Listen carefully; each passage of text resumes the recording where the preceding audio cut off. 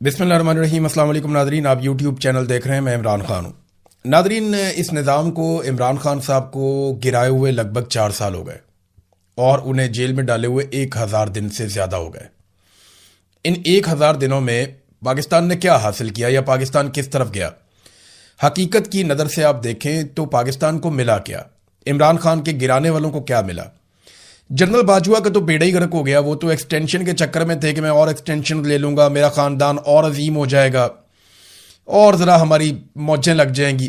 तो जनरल बाजवा का तो बेड़ा गर्क हुआ, वो अपने टाइम पे रिटायर हो गए। और उसके बाद जो उनके साथ हुआ वो आपके सामने है। जनरल फैज़ हमीद के साथ हुआ वो भी आपके सामने है। बिलाखिर जनरल नदीम अंजुम को भी घर जाना पड़ा। आसिम मुनीर साहब को भी एक दिन जाना पड़ेगा। लेकिन इस बीच में हुआ क्या? इमरान खान को गिराने के बाद या उनको हटाने के बाद या 1000 दिन तक उन्हें जेल में रखकर इन्होंने हासिल क्या किया? फौज और अवाम के बीच में फासला बढ़ गया। यानी फौज के साथ पाकिस्तानी लोगों का एक रोमांस था और एक लोगों को यह लगता था कि मिलिट्री एस्टेब्लिशमेंट हमेशा से पाकिस्तान के लिए फैसले करती है। लेकिन अब लोगों को पूरा यकीन है कि पाकिस्तान के मिलिट्री जर्नल्स पाकिस्तान से पहले अपने लिए फैसला करते हैं, खासतौर पर वो जो फैसले करने के लिए बंद कमरों में बैठते हैं। उन्हें अपनी एक्सटेंशन, अपनी नौकरी, अपनी मुराद वो शायद ज़्यादा अजीज होती है। शायद क्या, यकीनी तौर पे ऐसा ही है। फिर मुल्क में नफरत की एक लहर ने जन्म लिया। इस वक्त पाकिस्तान में जितनी नफरत फैल चुकी है कभी हमने नहीं देखी। यानी कत्लेआम हुआ, बार बार तहरीक लब्बैक के लोगों को कत्लेआम किया गया, पहले उन्हें बनाया गया फिर उन्हें मारा गया। इसी तरह पाकिस्तान तहरीक इंसाफ के लोगों का बार बार कत्लेआम किया गया। फिर 9 मई की आड़ के अंदर 1 लाख से जायद घरों की चादर और 4 दीवारी का तकद्दुस पामाल किया गया। खवातीन को सड़कों पे घसीटा गया, उनकी बेहुरमती की गई, बच्चों पे तशद्दुद किया गया, बेशुमार हजारों लोगों को गिरफ्तार करके जेलों में डाला गया। लोगों के माँ बाप मर गए, उन्हें जनाजे नहीं पढ़ने दिए गए। लोगों के रिश्तेदार मर गए, उन्हें जनाजों पे नहीं आने दिया गया। और जिद सिर्फ एक थी कि प्रेस कॉन्फ्रेंस करो। जिन लोगों ने प्रेस कॉन्फ्रेंस की उनके लिए सब ठीक हो गया और जिन्होंने इमरान खान को नहीं छोड़ा उनके पल्ले पाकिस्तान की एस्टेब्लिशमेंट ने कुछ नहीं छोड़ा। तो मुल्क में नफरत की एक लहर ने जन्म लिया और एक घुटन और मायूसी पूरे पाकिस्तान में फैल गई जो अब तक जारी है। सियासी इस्तेहकाम पाकिस्तान में ख्वाब बनकर रह गया। बार बार कोशिश की गई। DGISPR आया, उसने स्टेटमेंट दिया कि जिस दिन इमरान खान की हुकूमत गिरी और नई हुकूमत आई, डॉलर का रेट बेहतर हुआ है, पाकिस्तान की इकॉनमी, स्टॉक एक्सचेंज बेहतर हुई है। लेकिन वो एक स्टेटमेंट ही था। उसके बाद से लेकर अब तक हम लगातार गोते खा रहे हैं। पाकिस्तान की मईशत जमीन बोस हो गई, सरमायाकारी 50 साल की कम तरीन सतह पर चली गई, बेरोजगारी और गुर्बत के रिकॉर्ड टूट गए, एक्सपोर्ट्स पाकिस्तान की लगातार कम हो गई और कौमी पैदावार में लगातार कमी होना शुरू हो गई। यानी कॉटन हम पैदा करते थे, आज पहले से कम पैदा करते हैं, बाकी इजनास भी पहले से कम पैदा करते हैं। हमारी कौमी पैदावार लगातार, चाहे वो प्रोडक्शन फैक्ट्रियों में हो रही है चाहे ज़राअत में हो रही है, वो कम हुई है, बड़ी नहीं है। इंसानी हकूक की बदतरीन पामालियां पाकिस्तान में की गई और आलमी सतह पर पाकिस्तान का तशख्खुस, उसे काफी नुकसान पहुंचाया गया। सारी एजेंसियों और इदारों को इसी काम पे लगा दिया गया कि इमरान खान से जुड़े लोगों को तबाह बर्बाद कर दो। कोई नैरेटिव पाकिस्तान की मिलिट्री एस्टेब्लिशमेंट की ख्वाहिश के खिलाफ नहीं आना चाहिए। और एजेंसियां वो काम करना शुरू हो गई जो काम इस शिद्दत से उन्होंने इससे पहले कभी नहीं किया था और इसके असरात आपको आने वाले सालों में नजर आएंगे। अमनो अमान की सूरत हाल बुरी तरह खराब हो गई क्योंकि तवज्जो एजेंसियों की किसी और तरफ थी। जमहूरी निज़ाम का बेड़ा गर्क कर दिया गया। पाकिस्तान में जमहूरियत नहीं है, ये पाकिस्तान का हर आदमी कहता है, बल्कि जो हुकूमत में मौजूद वज़रा हैं वो कहते हैं कि ये हाइब्रिड निज़ाम, एक दोगला निज़ाम है जिसमें जमहूरियत का अमल दखल नहीं है। ये दोगला निज़ाम है पाकिस्तान में। जर्नैल मुल्क को चला रहे हैं और हम सिर्फ स्टीयरिंग व्हील पे बैठे हुए आपको दिखाई दे रहे हैं। अपने मुंह से कहते हैं वो। तो हाइब्रिड निज़ाम के नाम पर सिविलियन इदारों का control Aahista Aahista military officers के पास जाना शुरू हो गया और अब लगभग ज्यादातर इंतजाम उनके पास है जिन लोगों को इन इदारों को चलाने का किसी किस्म का कोई तजर्बा नहीं है। सरमायाकार पाकिस्तान से भाग गए और ब्रेन ड्रेन लगातार हो रहा है। लोग अपना सरमाया पाकिस्तान से निकाल रहे हैं, हुंडी करके, किसी भी तरीके से मनी लॉन्ड्रिंग करके लोग पाकिस्तान से बाहर पैसा लेकर जा रहे हैं। यूरोप में बहुत पैसा गया है, बरतानिया में बहुत पैसा गया है, लोग मिडल ईस्ट के अंदर बहुत पैसा निकाल कर ले गए हैं। मोहसिन नकवी ने खुद कहा कि $100 अरब पाकिस्तान से बाहर सिर्फ इन 3-4 सालों में चला गया। ये मोहसिन नकवी ने अपने मुंह से बताया। असल फिगर इससे भी ज्यादा है। تو سرمایہ کار بھی پاکستان سے بھاگ گئے, برین ڈرین ہو رہا ہے. جو پڑھے لکھے لوگ ہیں, ڈاکٹرز بہت بڑی تعداد میں چلے گئے, انجینئرز بہت بڑی تعداد میں چلے گئے, کاروباری لوگ, آئی ٹی ایکسپرٹس جو ہنرمند ہیں وہ پاکستان چھوڑ چھوڑ کر باہر جا رہے ہیں. لگ بھگ پاکستان نے 40,000 ارب کا قرضہ لیا ان 4 سالوں میں. 40,000 ارب کا, اتنا قرضہ پاکستان جب سے بنا تب سے لے کر اب تک لیا تھا. تو قرضہ لینے کا بھی پاکستان نے سارا ریکارڈ توڑ دیا. پاکستان کی ملٹری اسٹیبلشمنٹ نے گزشتہ 4 سالوں میں سب کچھ کر کے دیکھ لیا. حکومت گرا دی, اپنی حکومت بنا لی, پورا الیکشن چوری کر لیا, نا انصافیوں کے ریکارڈ قائم کر دیے, عدلیہ اور میڈیا اور پارلیمان کو یرغمال بنا لیا, مگر ملک ایک قدم بھی آگے نہیں چل پایا. عمران خان پاکستانیوں کی ضد بن گیا ہے. یہ بات پاکستان کی ملٹری اسٹیبلشمنٹ کو سمجھ جانی چاہیے. پاکستانیوں کی یہ ضد ہے, یعنی اسٹیبلشمنٹ کی ضد ہے کہ عمران خان کو آنے نہیں دینا, اور عوام کی ضد ہے کہ ہم عمران خان کو لا کر دکھائیں گے. اب اسٹیبلشمنٹ نے اپنے ہی ملک کے لوگوں سے لڑائی شروع کر دی ہے. پاکستان کی ملٹری اسٹیبلشمنٹ یعنی پاکستان کے چند جرنیلوں نے جو ٹاپ پر بیٹھے فیصلے کر رہے ہیں اپنے مفاد کے لیے, انہوں نے چند سیاستدانوں یا خاندانوں کے ساتھ مل کر یہ ضد بنا لی ہے کہ ہم نے عمران خان کو نہیں آنے دینا, جبکہ عوام نے ضد بنا لی ہے کہ ہم عمران خان کو لے کر آئیں گے. اب جب تک یہ میچ پڑا رہے گا نا تب تک پاکستان آگے نہیں بڑھتا. یہ ہے سادی سادی بات. اب آ رہے عمران خان باہر کیسے آئیں گے. دیکھیں, ایک بات تو بڑی کلیئر ہے کہ عمران خان کی فیملی بھی اب یہ بات ماننا شروع ہو گئی ہے کہ عمران خان صاحب کی پارٹی عمران خان صاحب کو باہر نکالنے کے لیے کسی قسم کی کوئی ایکٹیویٹی نہیں کرنے والی. ابھی یہ ایک سٹیٹمنٹ میں آپ کو سناتا ہوں. عظمیٰ خانم عمران خان کی بہن ہے, وہ ایک سپیس میں بات کر رہی تھی. انہوں نے کیا کہا, ذرا یہ سنیے. مگر آپ دوسرا مگر ابھی سرنیاں توڑنے کا تو ہمارے تک نہیں آیا تھا. ہاں, اور جہاں آپ کہہ رہے ہیں کہ یہ بالکل ہمیں یہ نورین کو پتا ہے کہ ان کو بڑے لوگوں نے کہا کہ ہمیں انفارمیشن دی کہ آپ کے لوگوں نے ہی آپ کی ملاقاتیں بند کرائی ہیں, کہ آپ کے لوگ ہی نہیں چاہتے کہ آپ جا کے ملاقات کریں اور کوئی انسٹرکشن ہے. ہمیں نہیں, ہمیں کسی نے ڈائریکٹلی, مگر انفارمیشن ہمیں ایسے آتی ہے. اب اللہ جانتا ہے کتنی سچ ہے, مگر ہمیں بھی اب یہی محسوس ہوتا ہے. یہ وہ کہہ رہی ہیں کہ اب ہمیں یہ انفارمیشن ملی کہ بہنوں کی ملاقاتیں بھی پارٹی کے لوگوں نے رکوائی ہیں. یہ میں نے نا اس سے پہلے یہ بات سنی بھی تھی. ایک دو جرنلسٹ ہیں, انہوں نے مجھے بتایا تھا کہ یہ خبر ہے, اور یہ اسٹیبلشمنٹ کو کہا گیا کہ جناب بہنیں جاتی ہیں تو عمران خان صاحب کی طرف سے سخت سٹیٹمنٹ آتا ہے, وہ آ کر باہر بتا دیتی ہیں, تو معاملہ وہاں سے خراب ہوتا ہے, آپ ملاقات ہی نہ کروائیں. اب عمران خان کی بہن یہ بات کر رہی ہیں کہ جناب نہیں, ہماری پارٹی ہمارے خلاف ہو گئی, وہ نہیں ملوانے دیتے. دوسرا, پارٹی کے اندر شدید اختلافات پیدا ہو گئے ہیں کہ عمران خان صاحب کو باہر کیسے لے کر آنا ہے. دیکھیں, اس وقت کچھ لوگ ہیں جو چودھری بنے ہوئے ہیں اور عمران خان صاحب کی آشیرواد سے بنے ہوئے ہیں.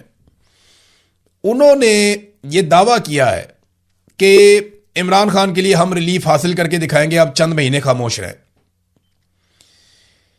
اب میرے پاس پکی خبر نہیں ہے, لیکن اسلام آباد میں 3 لوگوں نے, ڈیفرنٹ لوگوں نے یہ دعویٰ کیا میرے ساتھ, مجھے یہ خبر دی, جن میں سے 2 جرنلسٹ ہیں, ایک اور میرا سورس ہے. انہوں نے یہ کہا کہ اگلے 4 مہینے تک کسی قسم کا کوئی احتجاج نہیں ہوگا.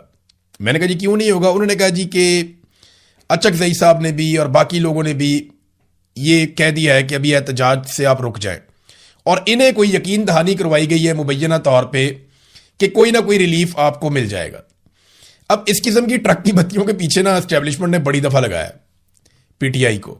مذاکرات ہو رہے ہیں, بات ہونے والی ہے, کچھ رستہ نکلنے والا ہے, یہ بار بار لگاتے ہیں ٹرک کی بتی کے پیچھے. 4 مہینے ویسے بھی یہ لوگ کوئی احتجاج کر نہیں سکتے, اب تو سخت گرمی آنے والی ہے, آگے بجٹ آ رہا ہے, اور اس سے اچھی اپوزیشن حکومت کو کبھی نہیں ملے گی. آپ دیکھیے گا حکومت جیسا چاہے گی بجٹ پاس کرے گی, اور یہ اپوزیشن کچھ بھی نہیں کر سکے گی, اتنا سا بھی کچھ نہیں کر سکے گی.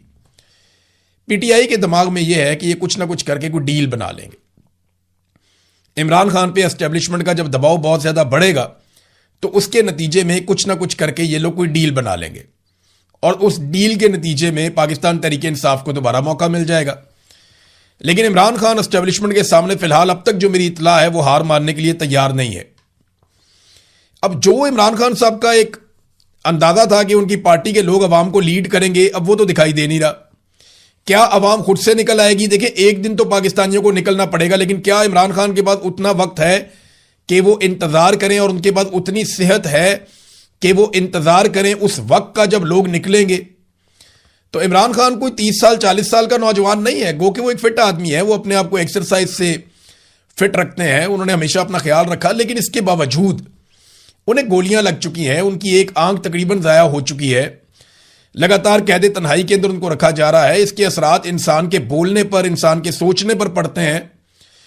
یہ ساری چیزیں جن سے وہ گزر رہے ہیں یہ آسان نہیں ہے، اور پاکستان تحریک انصاف کے اندر ایسا لگتا ہے کسی کو اس بات کی فکر ہی نہیں ہے کہ عمران خان کے ساتھ کیا ہو رہا ہے۔ بڑی تکلیف ہوتی ہے یہ سوچ کر کے ایک سابق وزیر اعظم کو صرف ایک ملٹری اسٹیبلشمنٹ کی خواہش کے اوپر بغیر کسی جرم کے جیل کے اندر ڈالا ہوا ہے، اور وہ جیل کاٹ رہا ہے، اور کوئی آدمی اس کی پارٹی میں جو اس کے نام لے کر M P As M N As بن گئے، منسٹرز بن گئے، جن کو وزارتیں مل گئیں، وہ اس کا نام لے کر آ گئے، لیکن آج اس کے لیے کھڑے ہونے کو تیار نہیں ہے۔ پتہ نہیں کیسے ان کی غیرت گوارا کرتی ہے، مجھے تو سمجھ نہیں آتی۔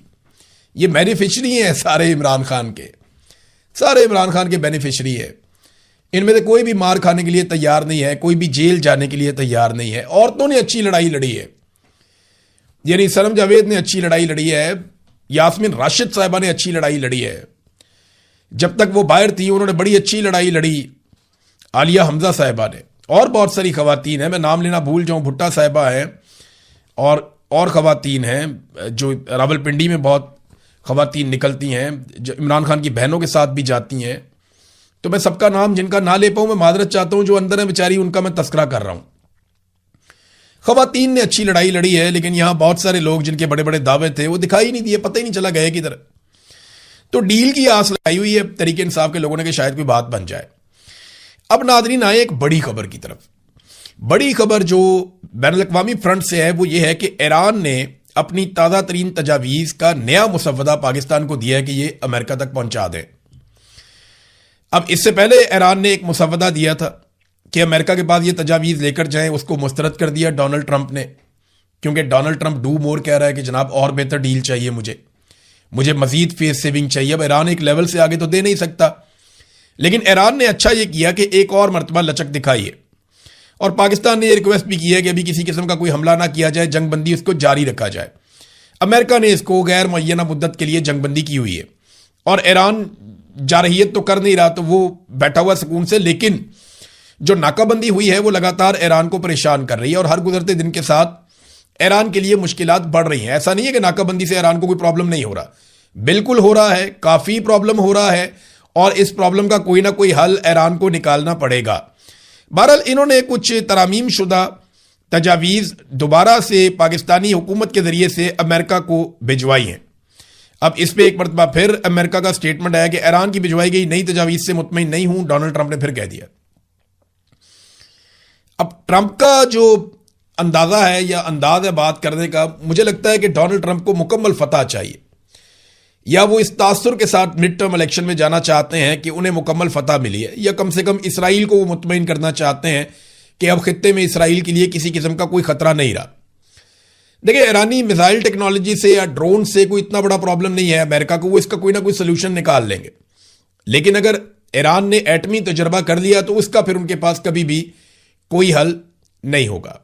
پھر جتنی مرضی ایران پہ پابندیاں لگائیں، الٹیمیٹلی ان کو ایران سے بات کرنی پڑے گی، اور ایک وقت آئے گا کہ ایران نارمل باقی ملکوں کی طرح جن کے پاس ایٹمی قوت ہونے کا ایک سرٹیفکیٹ ہے یا جن کے پاس ایٹمی ہتھیار ہے، ان کی طرح ایران بھی سروائیو کرے گا۔ ایران کو central Asia, Russia, even Pakistan side, India, یہ سب ایران سے تعلقات رکھتے ہیں۔ آپ بالکل اس کو بند کر کے نہیں رکھ سکتے، بہت بڑا ملک ہے، ایک طرف اس کے ترکی ہے، عراق ہے، اوپر رشیا ہے، سینٹرل ایشیا سے ملتا ہے، افغانستان سے ملتا ہے، پاکستان سے ملتا ہے، اور بہت بڑی سرحدیں ہیں، سامنے کی طرف عمان ہے، بہت سارے خلیجی ممالک ہیں۔ تو ایران کوئی ایسے ترن والا نہیں ہے جس کو آپ سمجھیں کہ بالکل ہی ایک دم ختم ہو جائے گا۔ تو اب یہ ایران نے تجاویز دی، لیکن ڈونلڈ ٹرمپ نے، کیونکہ ڈونلڈ ٹرمپ کے کورٹ میں بال ہے، تو ڈونلڈ ٹرمپ نے ہی فیصلہ کرنا ہے کہ اب کیا ہوگا۔ تو ڈونلڈ ٹرمپ نے کہا جی کہ وہ مطمئن نہیں ہے، یہ نہیں بتایا دونوں نے کہ تجاویز ہے کیا، لیکن ایران نے مزید فلیکسیبلٹی دکھائی ہے، تو مے بی فلیکسیبلٹی یہی ہو کہ یورینیم کو چند سالوں کے لیے وہ ڈیل دے رہے ہو کہ جی اتنے سالوں تک ہم کچھ بھی نہیں کریں گے، ہم آپ کے معاہدے کے مطابق چلیں گے، ہم یہ چیزیں طے کر لیتے ہیں۔ مے بی ایران جو ہے وہ ان چیزوں پہ ایگری کر گیا ہو۔ اور دوسرا، آبنہ ہرمز کو کھولنے کے لیے چائنا نے بھی اقوام متحدہ میں بات کی ہے، ایران کہتا ہے جی آپ یہ ناکہ بندی ختم کریں، میں آبنہ ہرمز کو کھول دیتا ہوں، تو یہ ون ون سچویشن ہو جائے گی دونوں کے لیے۔ لیکن ایران کے پاس آبنہ ہرمز کا ایک ایسا پوائنٹ اب ہمیشہ کے لیے آ جائے گا کہ وہ جب چاہے گا یہ دکھتی رگ کو پکڑ لیا کرے گا.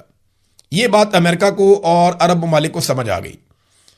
وہ کوئی اس کا ایسا سلوشن نکالیں گے یا کوئی ایسا حل نکالیں گے کہ بین الاقوامی سطح پہ آبنہ ہرمز کو آئندہ کنٹرول کیا جائے گا.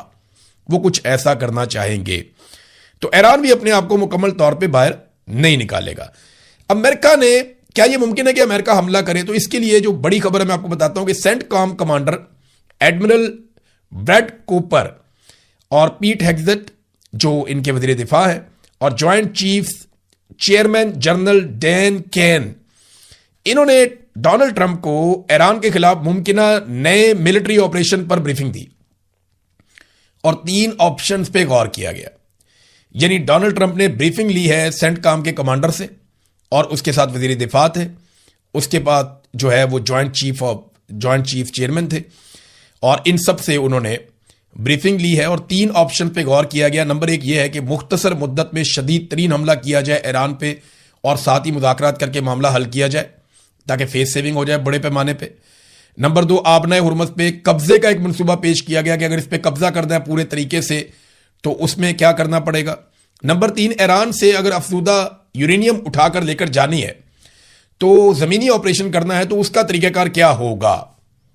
یہ 3 آپشنز ان کے سامنے ڈونلڈ ٹرمپ کے رکھی گئی ہیں جو امریکن میڈیا میں رپورٹ ہوئی. یاد رکھیے گا کہ 26 فروری کو یعنی 28 فروری کو اٹیک کیا تھا امریکہ نے اور 26 فروری کو ڈونلڈ ٹرمپ کو بالکل ایسی ایک بریفنگ دی گئی تھی حملے سے 2 دن پہلے. یعنی پچھلی مرتبہ حملے سے 2 دن پہلے بالکل ایسی ہی بریفنگ ڈونلڈ ٹرمپ نے لی تھی اور اب اسی نوعیت کی بریفنگ دوبارہ ڈونلڈ ٹرمپ نے لی ہے. تو کیا ڈونلڈ ٹرمپ دوبارہ حملہ کرنے جا رہے ہیں؟ دیکھیں، حملے کی صورت میں امریکہ کو سب سے پہلے اپنے بحری بیڑے پیچھے ہٹانے پڑیں گے. اس کی وجہ یہ ہے کہ پچھلی مرتبہ امریکی اڈوں کے اوپر جو ایران نے اٹیک کیا وہ امریکہ کے لیے ہلا دینے والی چیز تھی، وہ اس کی توقع نہیں کر رہے تھے اور کافی نقصان ہوا امریکہ کا، اسرائیل کا بھی، عرب ممالک کا بھی. اب اس مرتبہ ایران نے اپنے اہداف الگ الگ قسم کے بتائے ہوئے ہیں. یہ جو بحری بیڑے ہیں نا امریکہ کے، یہ بہت قیمتی ہیں، اربوں ڈالر کے ہیں، تو امریکہ نہیں چاہے گا کہ یہ سمندر کی تہہ میں چلے جائیں. لہذا وہ ان بیڑوں کو پہلے پیچھے ہٹائے گا اور اس جگہ پہ لے کر جائے گا جہاں سے وہ ایران کی رینج سے باہر چلے جائیں. پھر وہ اپنی جنگی حکمت عملی کے اوپر عمل کرے گا. یہ بہت لمبا چوڑا پروسیجر ہے. جیسے یہ لڑائی ہوئے گی آپ دیکھیں گے یہ ساری چیزیں ان کو کرنی پڑیں گی. ناظرین، امریکی صدر کو نا اگر وہ کوئی جنگ شروع کر دے تو 60 دن کے اندر اسے کانگریس سے منظوری لینی ہوتی ہے. اس حوالے سے یہ امریکہ کا آئین کہتا ہے. تو ڈونلڈ ٹرمپ سے جب پوچھا گیا کہ جناب آج 60 دن مکمل ہو گئے تو کیا آپ کانگریس سے اس کی اپروول لے رہے ہیں، تو کوئی اتنی اچھی پوزیشن تو نہیں ہے امریکہ میں ڈونلڈ ٹرمپ کی. تو انہوں نے کہا جی کہ مجھے اپروول لینے کی ضرورت نہیں ہے. اس کی وجہ یہ ہے کہ 60 دن سے پہلے جنگ بندی ہو چکی ہے. یعنی ہماری جنگ بندی تو اپریل میں شروع میں ہو گئی تھی اور جنگ 60 دن تک چلی نہیں. تو کیونکہ جنگ بندی ہو گئی ہے اور انہوں نے ایک لیٹر بھی لکھ دیا ڈونلڈ ٹرمپ نے کہ ابھی ہماری کوئی جنگ نہیں چل رہی، لہذا ان کے مطابق انہیں کوئی ضرورت نہیں ہے جنگ کی اجازت لینے کی ایران کے ساتھ لڑائی کے حوالے سے، کیونکہ جنگ بندی ہو چکی ہے 60 دن سے پہلے. اب اگر دوبارہ جنگ شروع ہوتی ہے تو اس کے لیے ڈونلڈ ٹرمپ کو پھر جو آئینی رکاوٹ ہے اس کو عبور کرنا پڑے گا. IAEA کے سربراہ ہیں رافیل گروسی، انہوں نے ایک سٹیٹمنٹ دیا. یہ وہ ایجنسی ہے جو ایٹمی مواد کے حوالے سے بین الاقوامی سطح پہ نگرانی کرتی ہے. اب رافیل گروسی جو اس کے سربراہ ہیں انہوں نے ایک سٹیٹمنٹ دیا. انہوں نے کہا جی کہ ان کی اطلاع کے مطابق یہ قوی امکان موجود ہے کہ ایران کی جو افزودہ شدہ یورینیم ہے، جو انریچمنٹ ہو چکی ہے یورینیم کی، جو تیار ہے جس سے ایٹم بم بن سکتا ہے 2 ہفتوں کے اندر اندر، وہ جو یورینیم ہے وہ اصفہان میں ہی موجود ہے جو جوہری مرکز ہے وہاں پہ. یہ دعویٰ کیا انہوں نے. اب اگر وہ وہاں موجود ہے تو امریکہ وہاں پہ کیسے اٹیک کرے گا؟ یاد رکھیے گا اس سے پہلے جو لڑائی جھگڑا ہوا تھا بہت بڑے پیمانے پہ وہ اصفہان میں ہی ہوا تھا. انٹرنیشنل فرنٹ پہ ایک اور خبر ہے ناظرین کہ گزشتہ 4 سالوں میں جو تیل کی قیمتیں رہی ہیں بین الاقوامی سطح پہ، آج 4 سالوں کا ریکارڈ ٹوٹ گیا. تیل کی قیمتیں بلند ترین سطح پر پہنچ گئی ہیں اور ڈونلڈ ٹرمپ کے لیے یہ کافی سخت ہے کیونکہ بہت سارے ایسے ممالک جو ڈونلڈ ٹرمپ کے اتحادی ہیں وہ اب براہ راست متاثر ہونا شروع ہو گئے ہیں اور کہیں نہ کہیں وہاں پہ جو ہے نظام زندگی تو مفلوج نہیں ہوا لیکن ان کے کاروباری معاملات، ان کی معیشت کے معاملات جو ہے وہ متاثر ہو رہے ہیں. جیٹ فیول کی کمی کی وجہ سے فلائٹوں کی قیمتیں بڑھ رہی ہیں اور فلائٹیں کینسل بھی ہو رہی ہیں. یہ وہ چیزیں ہیں جن کی وجہ سے ڈونلڈ ٹرمپ پہ دباؤ بڑھے گا اور ڈونلڈ ٹرمپ کو جلد از جلد نہ صرف تیل کی قیمتیں کم کرنی پڑیں گی بلکہ تیل کی رسد کو بھی یقینی بنانا پڑے گا، ورنہ یہ سارا کچھ امریکہ کے کھاتے میں ہی جائے گا. اب تک کے لیے اتنا ہی. اپنا خیال رکھیے گا، اپنے اس چینل کا بھی. اللہ حافظ.